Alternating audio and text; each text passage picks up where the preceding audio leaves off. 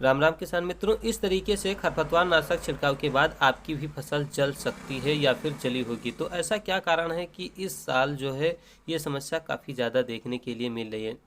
इसमें विक्रेताओं की भी गलती है, किसान की भी गलती है। और विक्रेता की क्या गलती है, किसान की क्या गलती है, इस पर हम बात करेंगे। साथ ही साथ यह भी बात करेंगे कि इस साल की रिकमेंडेड डोज क्या बना रखी है सभी प्रकार के विक्रेताओं ने। जो डोज रिकमेंडेड बनाई गई है वो थोक विक्रेताओं या फिर किसी कंपनी के एम्प्लॉय के द्वारा बना करके दी गई है, तो वह कितनी सही है और क्यों इतनी ज़्यादा समस्याएं आ रही हैं, इसी सब पर हमारी वीडियो आज की रहेगी। तो ज़्यादा लंबी वीडियो मैं नहीं बनाऊंगा, तो इसे अंत तक ज़रूर देखिएगा। जानकारी काफ़ी ज़्यादा महत्वपूर्ण होने वाली है आपके लिए। अच्छी लगती है तो लाइक शेयर ज़रूर कर दीजिएगा।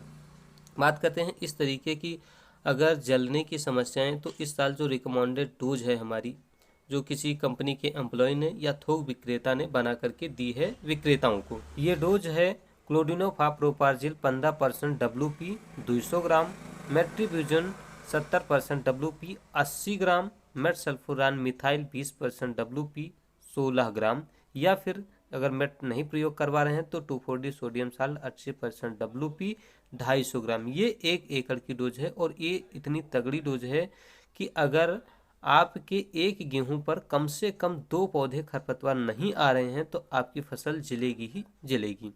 और ये जो रिकमेंडेड डोज इन दोनों या थोक विक्रेता या एम्प्लॉय ने बना करके दी है, उनका सीधा सा उद्देश्य है, थोक विक्रेता का उद्देश्य है कि ज़्यादा सेल करेंगे, ज़्यादा मुनाफा कमाएंगे। एम्प्लॉय का मतलब है ज़्यादा सेल करेंगे तो अच्छा प्रमोशन मिलेगा, अच्छी सैलरी मिलेगी। ये दो इनके दोनों के उद्देश्य हैं। खैर, हम बात करते हैं विक्रेता और किसान की गलतियों की। विक्रेता अपने क्षेत्र को अच्छे से समझता है, उस क्षेत्र में काफ़ी समय से व्यापार कर रहा है, तो उसे अपने क्षेत्र की अच्छी पकड़ है। तो यह अगर डोज बनाता है तो अपने क्षेत्र की स्थितियों को देखते हुए बनाएगा। तो ऐसे में विक्रेता यही गलती करता है कि उसे किसी दूसरे के द्वारा, जो इस क्षेत्र के बारे में जानकारी नहीं रखता है, वो डोज बना करके देता है और ये डोज चला रहे हैं। इससे भी बड़ी गलती विक्रेताओं की मैं यह मानता हूँ कि किसानों से ज़्यादा सवाल ना पूछना, क्योंकि आप एक ऐसे बीमार की दवा कर रहे हो जिसका तीमारदार अवलोकन करके आया है और आपको बता रहा है। तो जब तक आप सही स्थिति का आकलन नहीं कर पाएंगे तब तक आप सही दवा भी नहीं दे पाएंगे। तो रिकमेंडेड डोज से काम नहीं चलने वाला है। किसानों से ज़्यादा सवाल पूछिए ताकि सही स्थिति का आप जायजा ले पाएं और सही दवा दे पाएं। कुछ सामान्य सवाल हैं जो इस प्रकार से हैं, जो किसानों से पूछे ही जाने चाहिए। सबसे पहला सवाल तो खेत कितना है। दूसरी बात, पानी कब लगाया है, कितने दिन हो गए, पैर दब रहा है नहीं दब रहा है, कौन कौन से खरपतवार हैं, कौन से खरपतवार ज़्यादा हैं, कौन से खरपतवार कम हैं। तो ये सारे सवाल हैं जो किसानों से पूछने सबसे ज़्यादा ज़रूरी हैं। जब तक इन स्थितियों का जायजा, और भी कुछ सवाल हैं जो आप पूछ सकते हैं, तो आप अपनी स्थिति का सही से जायजा लेकर के तभी आप किसानों को दवा दीजिए, क्योंकि आप एक ऐसे पद पर बैठे हैं जो आपको सही ज्ञान देने के लिए प्रेरित करता है। आपके पद की एक गरिमा है और उस गरिमा को आपको बनाए रखना है। ये नहीं कि कस्टमर बनाने के लिए या फिर पैसा बनाने के लिए आप उन्हें गलत जानकारी दे दो और उन्हें दुष्परिणाम झेलना पड़े। किसान जो गलतियां करते हैं वो भी मैं आपको बता देता हूं, जो उन्हें नहीं करनी चाहिए पर करते हैं। पहली बात तो धूप निकलेगी तभी वो जो है खरपतवार नाशक खरीदने जाएंगे। ऐसे में उनके पास समय नहीं होगा, जल्दी जल्दी उन्हें दवा चाहिए। ज़्यादा सवाल करने वाले विक्रेताओं से वो बचेंगे, ज़्यादा सवालों का जवाब नहीं देना चाहेंगे। कुछ किसान तो ऐसे होते हैं जो खेत को भी नहीं जाते हैं और ये भी नहीं चेक करते हैं कि हमारे खेत में कौन कौन से खरपतवार हैं, उनकी स्थितियाँ क्या हैं। तो ये भी बड़ी गलती है। आप खेत की स्थिति देख करके तभी आप जाइएगा। और ऐसा करने के पीछे एक ही लॉजिक होता है कि विक्रेता उनसे सवाल ही नहीं करता है, तो उन्हें जानना ना जानना सब बराबर होता है। तो ये चीज़ें नहीं करनी चाहिए किसानों को।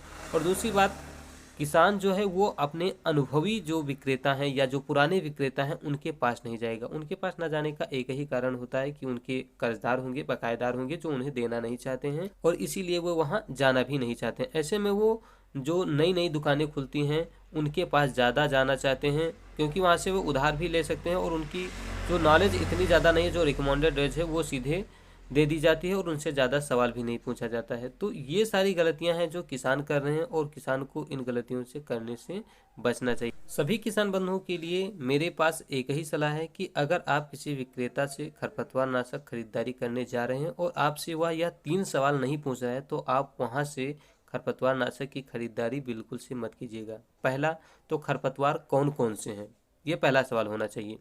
दूसरा सवाल, कौन से खरपतवार ज़्यादा हैं, कौन से खरपतवार कम हैं।